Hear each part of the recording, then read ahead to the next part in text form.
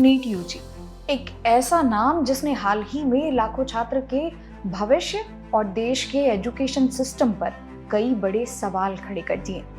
Paper leak, grace marks का विवाद और सीबीआई की चार्जशीट, इन सब ने एनटीए की साख को सवालों के कटघरे मिलाकर खड़ा कर दिया था। लेकिन दोस्तों, क्या एनटीए ने हार मान ली है? जी नहीं। धांधली को हमेशा के लिए खत्म करने और सीक्रेट डेटा को अभी किले में तब्दील करने के लिए एनटीए अब एक ऐसा कदम उठाने जा रहा है जो आज से पहले कभी नहीं हुआ।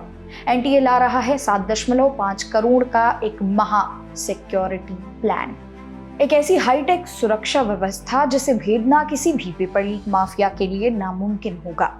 आज की इस वीडियो में हम जानेंगे एनटीए के इसी 7.5 करोड़ के टेंडर को। इसके साथ ही जानेंगे कि आखिर इस नई सुरक्षा योजना में क्या क्या खास है और क्या वाकई इससे परीक्षाओं में धांधली रुकेगी। सबसे पहले समझते हैं कि आखिर ये 7.5 करोड़ का नया टेंडर है क्या।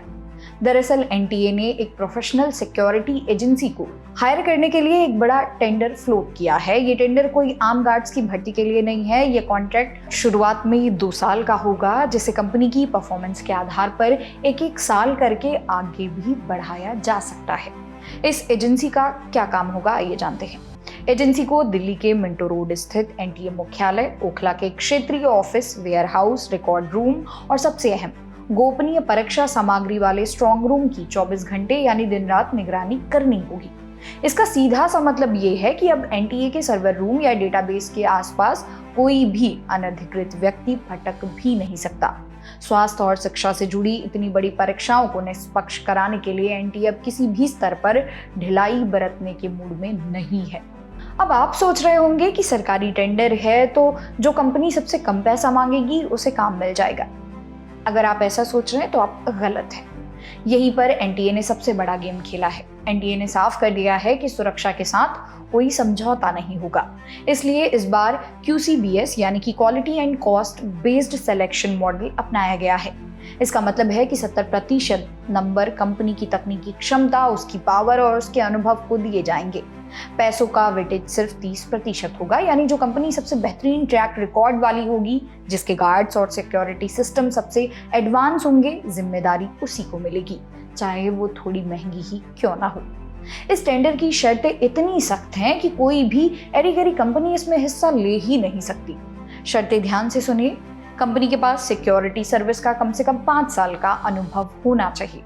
पिछले 3 सालों में कंपनी का औसत सालाना टर्नओवर 10 करोड़ रुपए से कम नहीं होना चाहिए। सबसे बड़ी बात, उन कंपनियों को तरजीह मिलेगी जिन्होंने केंद्रीय मंत्रालयों, हवाई अड्डों, विश्वविद्यालयों, दिल्ली मेट्रो या बड़े अस्पतालों और बेहद संवेदनशील जगहों पर सुरक्षा दी है। और हाँ, सिर्फ बोली लगाने के लिए ही कंपनियों को 15 लाख रुपए की अर्नेस्ट मनी जमा भी करनी होगी। अब बात करते हैं टेक्नोलॉजी की। इस नई व्यवस्था में तैनात कर्मचारी सिर्फ डंडा लेकर गेट पर खड़े रहने वाले गार्ड नहीं होंगे। सुरक्षा एजेंसी को इस्तेमाल करना होगा GPS पेट्रोलिंग, ताकि हर गार्ड की लोकेशन ट्रैक हो सके। बायोमेट्रिक अटेंडेंस, कोई प्रॉक्सी नहीं। रियल टाइम इंसिडेंट रिपोर्टिंग, यानी कि कुछ भी संदिग्ध दिखा तो सेकेंडों में रिपोर्टिंग। इसके अलावा हैंडहेल्ड और डोर फ्रेम मेटल डिटेक्टर से हराने जाने वाले की सख्त चेकिंग होगी। एंट्री और एग्जिट पॉइंट्स को इतना सिक्योर कर दिया जाएगा कि बिना ऑथराइजेशन के एक पत्ता भी अंदर नहीं जा सकेगा।